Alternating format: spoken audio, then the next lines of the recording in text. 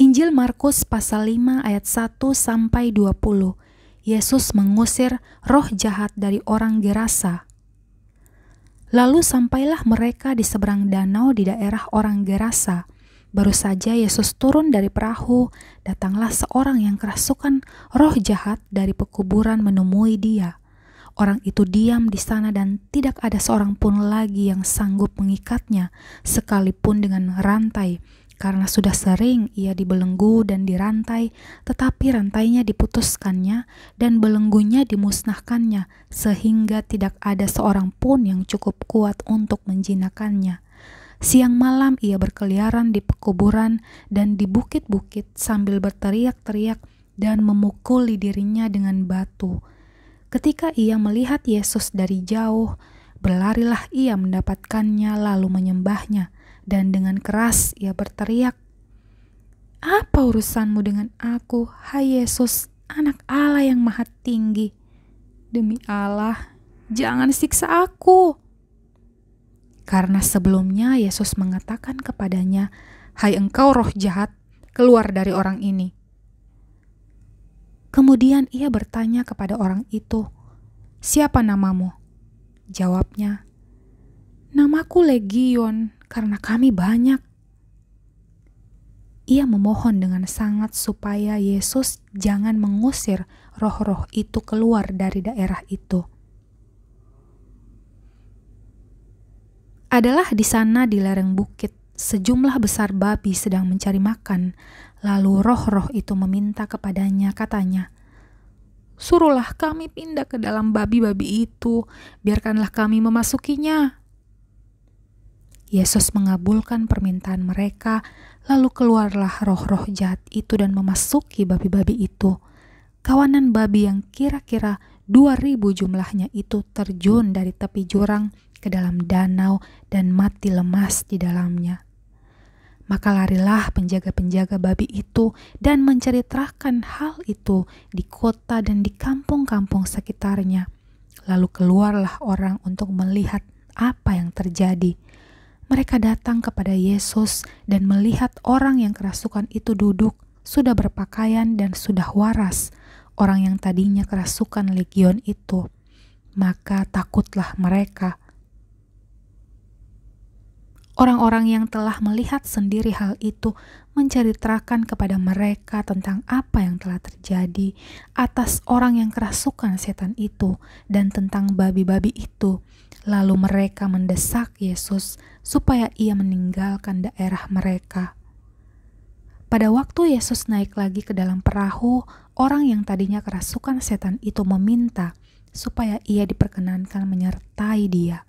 Yesus tidak memperkenankannya, tetapi ia berkata kepada orang itu, "Pulanglah ke rumahmu, kepada orang-orang sekampungmu, dan beritahukanlah kepada mereka segala sesuatu yang telah diperbuat oleh Tuhan atasmu, dan bagaimana ia telah mengasihani engkau."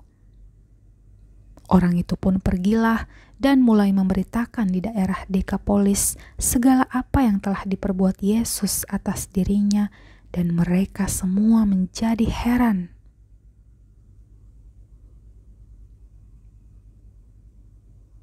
Ayat 21 sampai 43, Yesus membangkitkan anak Yairus dan menyembuhkan seorang perempuan yang sakit pendarahan. Sesudah Yesus menyeberang lagi dengan perahu, orang banyak berbondong-bondong datang lalu mengerumuni dia. Sedang ia berada di tepi danau, datanglah seorang kepala rumah ibadat yang bernama Yairus. Ketika ia melihat Yesus, tersungkurlah ia di depan kakinya dan memohon dengan sangat kepadanya, "Anakku perempuan sedang sakit, hampir mati. Datanglah kiranya dan letakkanlah tanganmu atasnya, supaya ia selamat dan tetap hidup." Lalu pergilah Yesus dengan orang itu, orang banyak berbondong-bondong mengikuti dia dan berdesak-desakan di dekatnya. Adalah di situ seorang perempuan yang sudah 12 tahun lamanya menderita pendarahan. Ia telah berulang-ulang diobati oleh berbagai tabib, sehingga telah dihabiskannya semua yang ada padanya, Namun sama sekali tidak ada faedahnya, malah sebaliknya keadaannya makin memburuk. Dia sudah mendengar berita-berita tentang Yesus, maka di tengah-tengah orang banyak itu ia mendekati Yesus dari belakang dan menjamah jubahnya. Sebab katanya, "Asal ku jamah saja jubahnya, aku akan sembuh." Seketika itu juga berhentilah pendarahannya dan ia merasa bahwa badannya sudah sembuh dari penyakitnya. Pada ketika itu juga Yesus mengetahui bahwa ada tenaga yang keluar dari dirinya. Lalu ia berpaling di tengah orang banyak dan bertanya, "Siapa yang menjamah jubahku?" Murid-muridnya menjawab, "Engkau melihat bagaimana orang-orang ini berdesakan di dekatmu, dan engkau bertanya, siapa yang menjamah aku?" Lalu ia memandang sekelilingnya untuk melihat siapa yang telah melakukan hal itu. Perempuan itu yang menjadi takut dan gemetar ketika mengetahui apa yang telah terjadi atas dirinya, tampil dan tersungkur di depan Yesus dan dengan tulus memberitahukan segala sesuatu kepadanya. Maka katanya kepada perempuan itu, "Hai anakku, imanmu telah menyelamatkan engkau. Pergilah dengan selamat dan sembuhlah dari penyakitmu." Ketika Yesus masih berbicara, datanglah orang dari keluarga kepala rumah ibadat itu dan berkata, "Anakmu sudah mati. Apa perlunya lagi engkau menyusah-nyusahkan guru?" Tetapi Yesus tidak menghiraukan perkataan mereka dan berkata kepada kepala rumah ibadat, "Jangan takut, percaya saja." Lalu Yesus tidak memperbolehkan seorang pun ikut serta kecuali Petrus, Yakobus, dan Yohanes saudara Yakobus. Mereka tiba di rumah kepala ibadat dan di sana dilihatnya orang-orang ngeribut, menangis dan meratap dengan suara nyaring. Sesudah ia masuk, ia berkata kepada orang-orang itu, "Mengapa kamu ribut dan menangis? Anak ini tidak mati tetapi tidur." Tetapi mereka menertawakan dia.